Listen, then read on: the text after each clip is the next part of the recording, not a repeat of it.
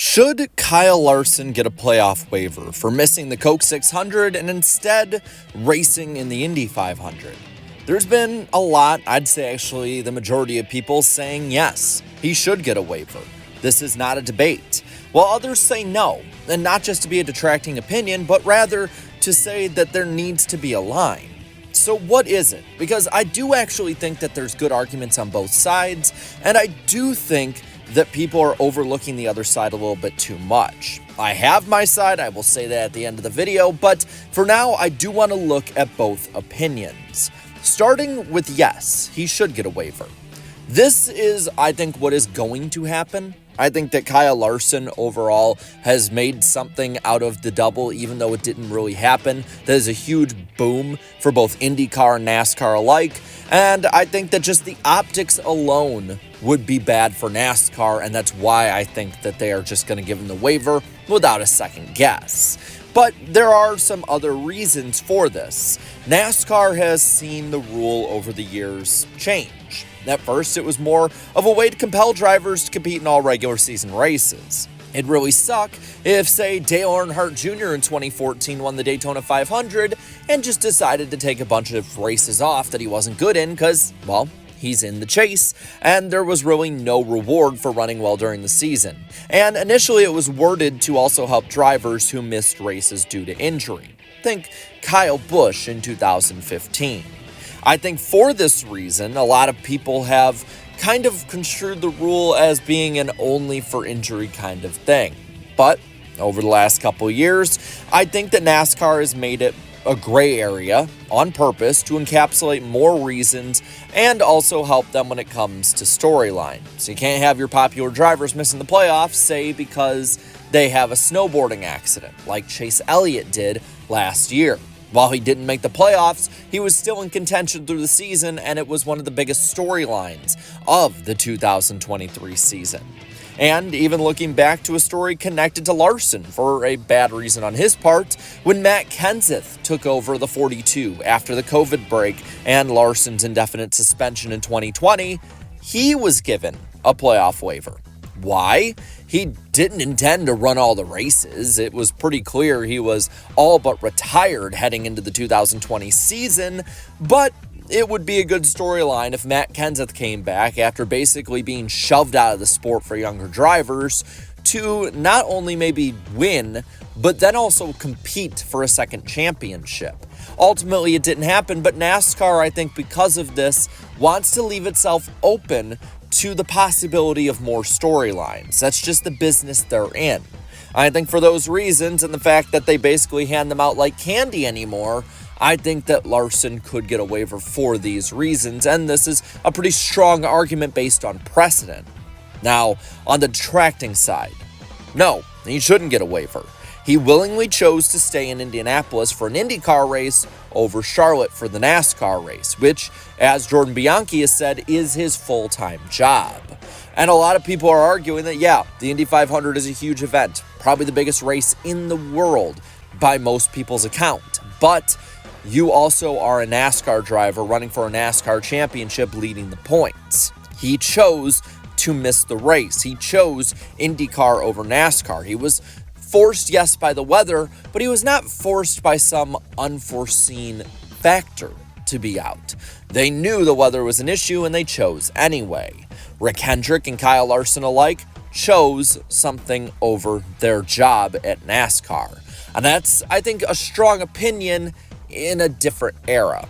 Had this been, say, the 2004 to 2013 chase era, I think a lot of people, and especially in NASCAR, would actually probably be on this train.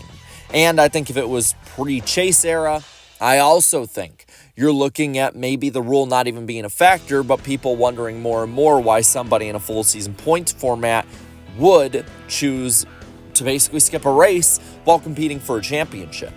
But unfortunately, I don't think that for their argument, that's the case anymore. They do say, though, drivers can't just skip races for other series. And on that, they also would argue that the rule and NASCAR alike have kind of lost the North Star on their compass when it comes to why the rule is there to begin with, and there needs to be a line drawn. Now, what do I think on it, and how do I think that maybe we can change this so that in the future we don't run into this argument or problem? Well, I think they'll give him a waiver. Like I said, it's just based on the precedent of giving everyone a waiver. You could probably get a waiver for stubbing your toe if you had a good enough argument for it. It's just what NASCAR has done, and they're not going to eliminate one of their stars for a playoff spot just because he had basically one of their best storylines for this weekend in over a decade. This system has made individual regular season races a bit less important for the championship. Yeah, he could have got playoff points. He probably would have got a stage win or so, maybe even won the race. And at season's end, we may look back at that and say, yeah, that was the difference for the championship. At the same time, Kyle Larson might go out and dominate Homestead or Las Vegas and end up winning anyway. That could all happen. That is something that's the same in all playoff formats, all championship formats. You don't know what's going to happen. But it is pretty clear that when you look push come to shove, unless you win the race, it's not as important of a race if you're a good team and you can afford to miss them, which is what Larson did. NASCAR's made it so that the waiver that Larson can get and probably will get can not only be for emergencies, but just for no clear-cut answer, just what NASCAR has at its discrepancy. And in my opinion, this is how it's going to be for a long time.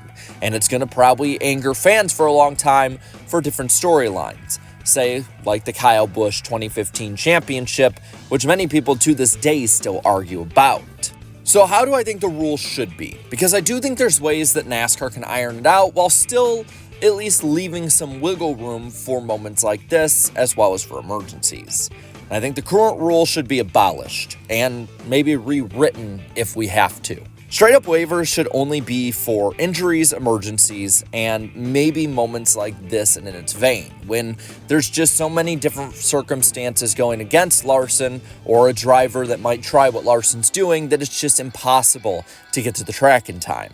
I don't think a driver should be eliminated from playoff contention, especially after the history of waivers, simply because there was a large amount of rain or they weren't able to get to the track because it was threatening their life. Which, driving into a giant lightning storm and rainstorm that could produce tornadoes depending on where it is in the country, definitely is something that could threaten a driver's life. A Larson-like deal should be permissible if, and only if, the driver can remain in the top 16 of overall points. It's a pretty low bar for the best drivers we have, but say for Joey Logano this year, if he were to miss a race, he's going to have to get in that top 16, even if he wins a race. I think that this may take at least the debate out of waivers a little bit more, just because, yeah, Larson's going to make that top 16, and it might make it easier for the best drivers to miss out on championship races, but it's not going to, at the same time, push, say, a performance or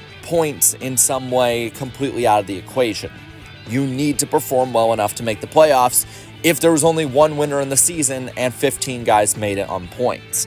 And you know what? I think that maybe having performance and points make more of a big deal, not only for just the top 10 for playoff points, but for everyone in general, even if you get a win. I think that's something that NASCAR should really have in place. It seems like a lot of times guys will just ride through the regular season and not be a factor, and then all of a sudden pop up at the end of the year when they weren't really a good season champion. I think stars running well could, say, miss for the double or go and attempt it without too much worry, but you're not going to have, say, underperforming drivers and stars get the same treatment. You need the best of the best to be able to do this, and for that, strengthen the storyline. But what do you think? Should Larson get a waiver? Should we change it? What should it all be? Let me know down in the comments below. While you're at it, leave a like on this video, share this video, and subscribe to this channel for more great and fun NASCAR content. Thank you so much to all my channel members for your continued support, and until next time, have a good one.